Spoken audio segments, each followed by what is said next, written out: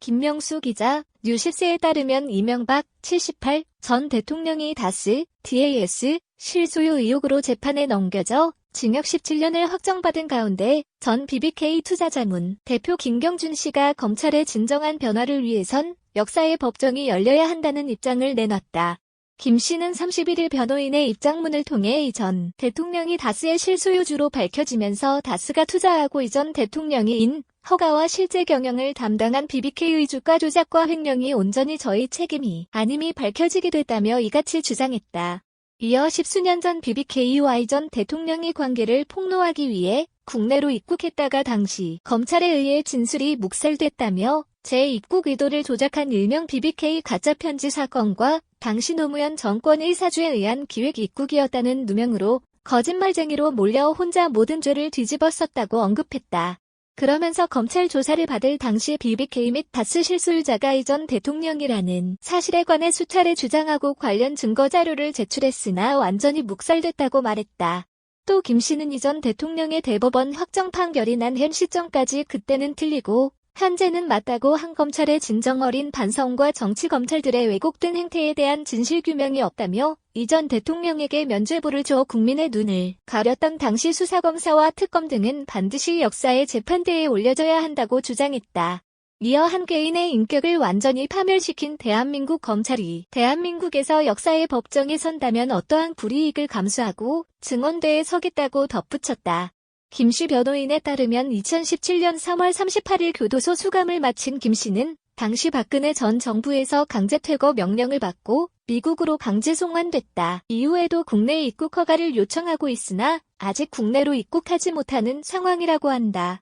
김 씨는 2007년 대선 직전 당시 한나라당 유력 대선 후보였던 이전 대통령이 BBK의 실소유주라고 폭로했던 인물이다. 김 씨는 주가를 조작하고 회사 돈을 횡령한 혐의 등으로 구속 기소됐으며 2009년 대법원에서 징역 8년과 벌금 100억 원이 확정됐다. 김 씨가 설립한 BBK는 지난 2002년 상장 폐지 직전 주가 조작으로 수많은 피해자를 낳은 회사다. 이전 대통령이 지난 2000년 한 대학에서의 강연에서 BBK를 설립했다고 말하는 동영상이 대선 때 공개되면서 그 역시 BBK의 주가 조작에 가담한 것 아니냐는 의혹이 불거졌고 다스 실소유주 의혹과 함께 검찰 수사 대상이 됐다. 하지만 서울중앙지검 특별수사팀은 BBK 주가 조작은 김 씨의 단독 범행이며 BBK 역시 이전 대통령이 소유가 아니라는 수사 결과를 발표했다. 도곡동 땅의 매각 대금이 다스로 가긴 했지만 그 돈 이전 대통령의 것이라는 증거도 없다고 했다. 이후에 꾸려진 특검도 같은 취지의 수사 결과를 내놨다. 2012년 이른바 내곡동 사저 매입 사건에서 다스 의혹은 다시 떠오르면서 재차 특검이 꾸려졌으나 비자금의 출처와 다스의 연결관계를 밝혀내지 못했다. 이후 2017년 참여연대 등은 과거 특검이 봐주기 수사를 했다며 관련자들을 고발했고 검찰은 수사팀을 꾸려 다스의 비자금 조성 의혹부터 들여다보기 시작했다. 결국 이전 대통령은 지난 2018년 4월 재판에 구속 상태로 재판에 넘겨졌다. 다음은 김경준 씨가 낸 입장문 전문. 이명박 전 대통령에 대한 확정 판결에 즈음한 BBK 사건 김경준의 입장문. 이명박 전 대통령은 단죄되었으나 검찰이 진정한 변화를 위하여는 역사의 법정이 열려야 합니다. 이명박 전 대통령이 다스의 실소유주로 밝혀지면서 자연히 다스가 투자하고 이명박이 인허가와 실제 경영을 담당한 BBK의 주가 조작과 횡령이 온전히 저희 책임이 아님이 밝혀지게 된 BBK의 핵심 관계자이며 이 사건으로 이미 국내에서 징역 형기를 모두 마친 김경준입니다. 저는 10수년 전 BBK와 이명박 전 대통령의 관계를 폭로하기 위해 국내로 입국했다가 당시 검찰에 의해 본인의 진술이 묵살되었고 본인의 입국 의도를 조작한 일명 BBK 가짜 편지 사건과 당시 노무현 정권의 사주에 의한 기획 입국이었다는 누명으로 거짓말쟁이로 몰려 혼자 모든 죄를 뒤집어쓰고 수감자로서의 기본권조차 보장받지 못한 채 10년 가까이를 복역하였습니다.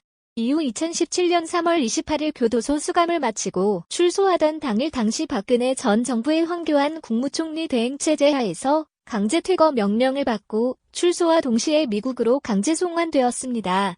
그리고 지속적으로 국내 입국 허가를 요청한 바 있고 입국이 된다면 수사기관의 당시 검찰의 행태와 이명박이 BBK 사건에 대한 관여를 진술하겠다는 의지를 분명히 한 바 있습니다.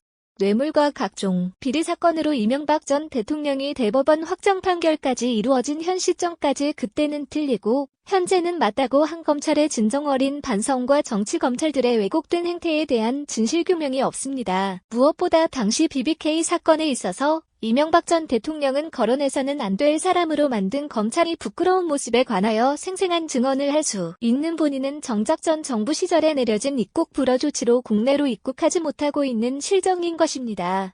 검찰에서 주가 혐의 등에 관해 조사를 받을 당시 BBK 및 다스 실소유자가 이명박 전 대통령이라는 사실에 관해 검찰에 수차례 주장하고 그에 관한 증거자료를 제출했으나 완전히 묵살됐고 당시 검찰은 이명박 전 대통령에 관한 진술 자체를 하지 못하도록 했습니다.